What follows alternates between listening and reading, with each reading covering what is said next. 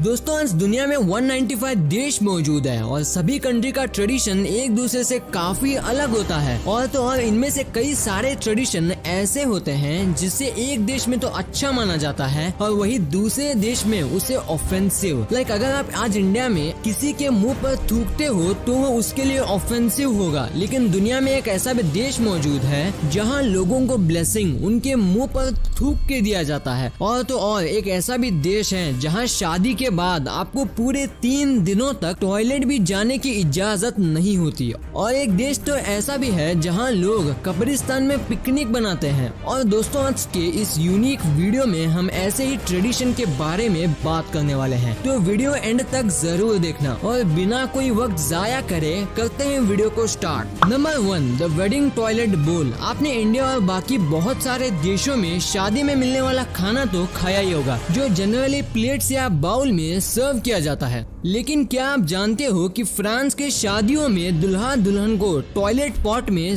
खाना सर्व किया जाता है? जी हाँ, आपने सही सुना। इस रिचुअल में शादी के बाद उनके फैमिली मेंबर सारा बचा हुआ खाने को टॉयलेट पॉट में डाल देते हैं, जिसमें काफी सारी वाइन भी ऐड किया जाता है, जिसके बाद दोनों को ही वो खाना खाना पड़ता है। सच बताऊं, अगर ये रिचुअल इंडिया में होता तो बहुत मुश्किल हो जाता। और आपका क्या ओपिनियन है इस पे कमेंट करके जरूर बताना।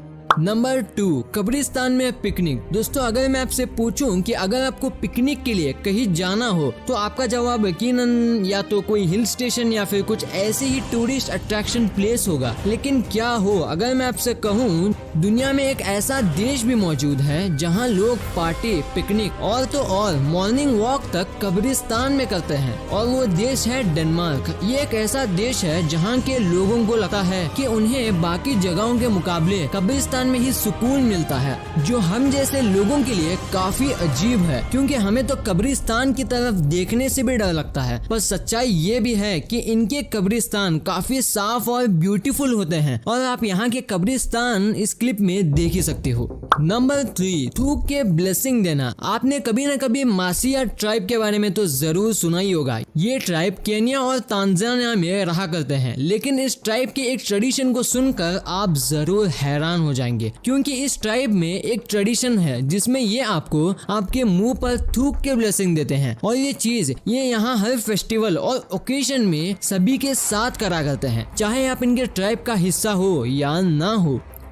Number 4, the crying bride of China. दोस्तों वैसे तो दुल्हन की शादी के बाद विदाई के समय रोना इंडिया और काफी सारे देशों में कॉमन माना जाता है, लेकिन क्या आपको पता है चाइना के एक टूजा एथनिक ग्रुप की दुल्हनें शादी के 1 महीने पहले से ही हर दिन 1 घंटा रोते हुए बिताती है। इसमें पहले 10 दिन ये दुल्हनें अकेले रोती है, और उसके 10 दिन बाद वो अपनी माँ के साथ, और अगले 10 दिन बाद वो अपने नानी और दादी के साथ। ये प्रथा यहाँ पिछले 475 BC से चलती आ रही है, और ये लोग एक खास तरह का गाना भी दुल्हन के सामने बजाते हैं ताकि वो ज्यादा अच्छे से रो सके। और सबसे इंटरेस्टिंग बात तो ये है, इनका रोना उनका दुख नहीं बल्कि खुशी सिग्निफाई करता है। नंबर 5, शादी की बात हो ही रही है तो हम चाइना के अगले बेहद ही अजीब रिचुअल के बारे में कैसे भूल सकते हैं, जिसमें ये चाइनीज लोग शादी के अगले 3 दिनों तक दुल्हा दुल्हन को टॉयलेट यूज करना नहीं देते। जी हाँ दोस्तों, आपने सुना होगा, अगर आपकी शादी चाइना में होती है तो आप अगले 3 दिनों तक टॉयलेट यूज नहीं कर सकते, क्योंकि यहाँ माना जाता है जो भी ऐसा करता है उसकी शादी जल्दी ही टूट जाती है, जिस डर से ये ऐसा नहीं करते भले ही बीमार क्यों ना पड़ जाए। Number 6, coffin dance. दोस्तों आज से कुछ दिन पहले ये कॉफिन डांस वाला वीडियो इंटरनेट में काफी ज्यादा ही वायरल हो रहा था, लेकिन क्या आपको पता है ये क्लिप मेडागास्कर देश का है, जहां लोगों के मरने के बाद कुछ ऐसा ही होता है, और लोग नए नए कपड़े पहन के कुछ इस टाइप का डांस करते हैं। और मोस्ट ऑफ द केसेस में ये लोग कॉफिन डांस के बाद बहुत ही बड़ी पार्टी अरेंज करते हैं, जैसे कोई ओकेजन हो। लेकिन क्या आपको ये सही लगता है मुझे कमेंट में जरूर बताना। Number 7, taxi seat. दोस्तों क्या आपको याद है कि जब आप आखिरी बार टैक्सी में बैठे थे तब आप आगे बैठे थे कि पीछे? तो यकीनन आप में से 95% लोगों को ये बात याद नहीं होगी, राइट? क्योंकि इस चीज को इंडिया में कोई भी ध्यान नहीं देता। पर गाइस क्या आप जानते हो, अगर आप अमेरिका में ड्राइवर के बगल में बैठे हो तो उसे गलत और ऑफेंसिव समझा जाता है, और वही ऑस्ट्रेलिया, न्यूजीलैंड और नेदरलैंड में पीछे बैठना ड्राइवर के लिए काफी ज्यादा डिसरिस्पेक्टफुल होता है। तो अगर आप इन देशों में जा रहे हो इस पैंडेमिक के बाद तो इस बात का जरूर ध्यान रखना।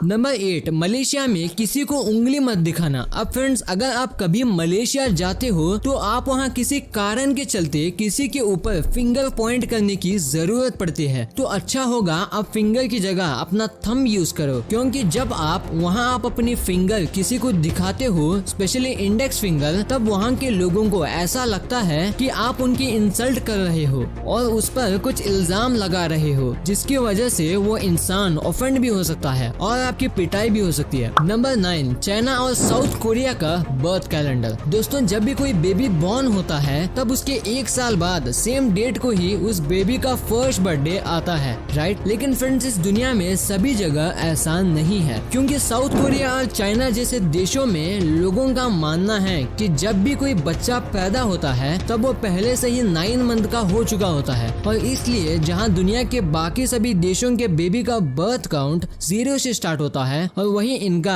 1 से। लेकिन क्या आपको लगता नहीं, क्योंकि वो अपने माँ के पेट में सिर्फ 9 मंथ तक ही होता है, ना कि 12 मंथ तक, तो 1 ईयर कैसे हुआ?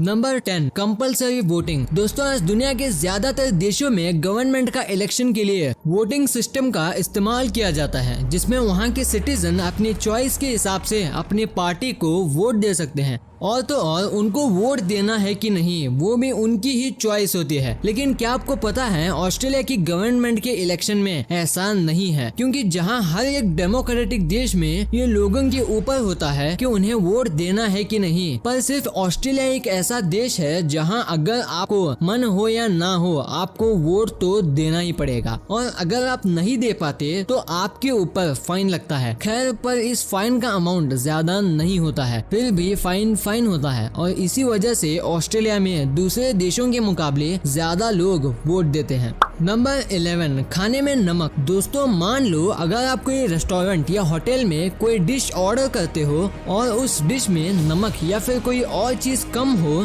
तो जनरली वहाँ मौजूद वेटर से वो चीज मांग लेते हो, राइट? बट अगर आप इजिप्ट में हो तो आप भूल के भी ऐसा मत करना, क्योंकि जब आप वहाँ इनको ऐड करते हो तो वहाँ के होस्ट को लगता है कि आपको उनका खाना पसंद नहीं आया और वो इस बात का बुरा भी मान सकते हैं। तो अगर आप इजिप्ट के होटल में जाओ तो ये बात हमेशा ध्यान रखना, और खाना जैसा भी हो उसे चुपचाप खा भी लेना। नंबर 12, चॉपस्टिक्स के साथ कभी भी नहीं खेलना। दोस्तों अगर आप चाइनीज या जापानीज रेस्टोरेंट में जाते हो तब आपको मेनली खाना खाने के लिए चॉपस्टिक ही दिया जाता है, लेकिन आप कभी भी किसी चाइनीज आदमी के सामने इन चॉपस्टिक्स को ऐसे स्ट्रेट मत रखना, स्पेशली राइस बॉल्स के ऊपर, क्योंकि ये लोग इस चीज को कोई मरने के बाद उसके फ्यूनरल में करा करते हैं, और उनका ये भी मानना है कि ऐसा करने से उन्हें बैड लक मिलता है, और अगर आप उनके सामने ये करते हो तो वो आपसे ऑफेंड भी हो जाते हैं। और मेरी राय में इन छोटी आंखों वाले चाइनीज से कभी पंगा नहीं लेना चाहिए, ना जाने ये अब नेक्स्ट कौन सा जीव खा के कोई नई बीमारी निकाल दें।